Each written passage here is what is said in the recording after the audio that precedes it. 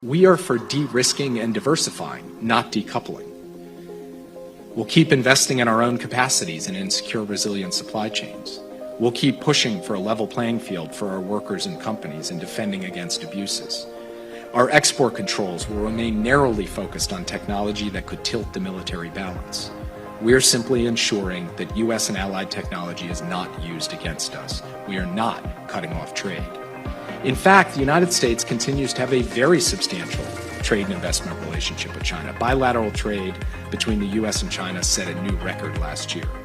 That was Jake "the Baker" Sullivan, Biden's national security advisor, and he stirred up some conversation recently in regards to his plan to reshape the global economy. He addressed it as a way to strengthen ties between the US and its Western allies, but in reality, it's all about countering China's influence. You aren't fooling anybody. This strategy is pretty wide and vast, covering a bunch of different areas. But what does this entail exactly?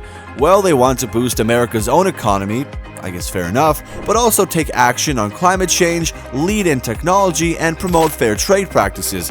But as this approach starts taking shape, it's creating both concerns and opportunities for the US's allies around the world. So as always, let's take a closer look at America's evolving economic strategy and how it's impacting other countries. We'll dive right in and explore the challenges it presents and the potential benefits. Sound good? No? Well, that's too bad, because we're going to get into it and find out what got everyone talking in the first place. It all started with a speech by Jake Sullivan on April 27th. He set the stage for the Biden administration's bold industrial policy, which goes beyond traditional geopolitics. It offers an in-depth vision that connects America's domestic and international goals.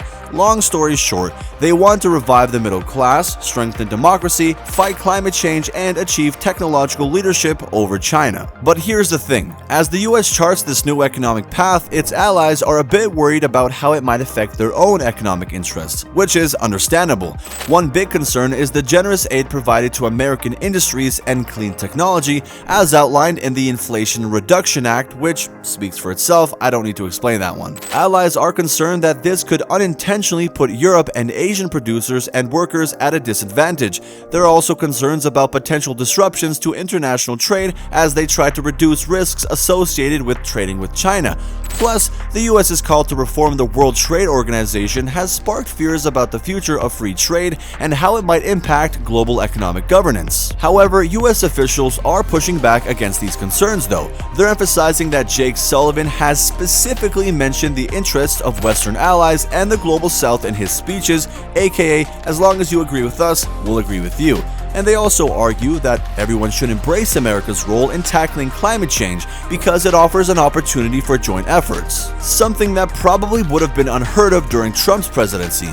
But there was another thing brought up called de-risking, which in this context means cautiously trading with China but not completely cutting them off. They only want to promote multiple sources for important products, i.e. chips. Not Lay's or Pringles, but computer chips. In addition to this, the goal is to create a world where not only China but also other countries contribute to producing crucial goods like smartphones and solar panels. Moreover, Sullivan is also committed to building trust and teamwork among America's allies. But what exactly does that look like? I thought that's what we were doing in the first place. Well, I can't really explain that to you because he himself was pretty vague on that. It kind of seems like he's banking on the power of friendship because he only assured them that the new economic vision will benefit everyone involved. Thanks, Jake. He sees the recent G7 meeting as a big step forward, but concerns still remain among America's allies, especially when it comes to potential pressures to align with actions against China. Different countries have responded to the changing economic landscape in their own unique ways. In the European Union, some countries support the idea of creating European champions through strategic industrial policies that align with the EU's focus on green and digital transitions. However, concerns arise within Europe about how aid might impact the single market that the EU encourages, but it also faces the challenge of competing with the US in terms of subsidies without compromising its own economic structure. Outside of the EU, countries like Britain, Japan, and Canada worry about decisions primarily made by the US and the EU. They fear being excluded from important economic discussions, and that's a fair point. These are some of the largest economies in the world. No matter how strong the US is, they can't afford to lose any of these allies. So to address this, there have been proposals to give the G7 a more formal role in shaping global economic rules. The aim is for everyone to have a role in shaping the economic landscape. So this new framework by the US feels like it has potential, and in the wake of new alliances between America's rivals, it's no surprise that the US feels the fire under their bum and is trying to adjust to the new challenges. Still, this doesn't do anything to alleviate the tensions we're seeing, but only stoke new fires and see what else can be burned in the wake of China and America's desire to one-up each other. The only ones who will truly feel the brunt of it are you and I don't think I've been more uncertain about the future than I am right now. But at any rate, if you want to learn more about the current global economy, then you might like this video of ours where we look at Kenneth Rogoff's prediction of a new stagflation. But if you like this video, then consider showing your support and to let us know what kind of videos you'd like to see from us. While you're down there, perhaps hit that subscribe button to help us keep the lights on.